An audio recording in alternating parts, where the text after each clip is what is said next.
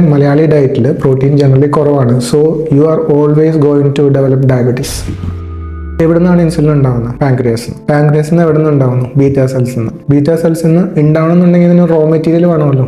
അടുത്ത ക്വസ്റ്റ്യൻ, എങ്ങനെയാണ് ഇൻസുലിൻ ഉണ്ടാവുന്നത്? അമിനോ ആസിഡ്സ് നിന്ന്. ഈ ഇൻസുലിൻ ഉണ്ടാവുന്ന അമിനോ ആസിഡ്സ് എവിടെ നിന്ന് വരുന്നത്? പ്രോട്ടീൻ. That's food.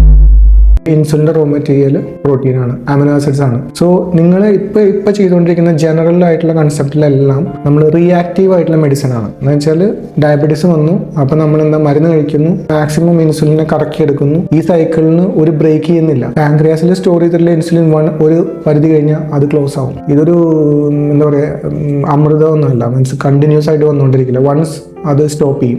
അപ്പോഴാണ് മരുന്ന് കഴിച്ചിട്ടും കൺട്രോൾ ചെയ്യില്ല പറയുന്നത്. അപ്പോൾ എന്ത് പറയും ഡോക്ടർ?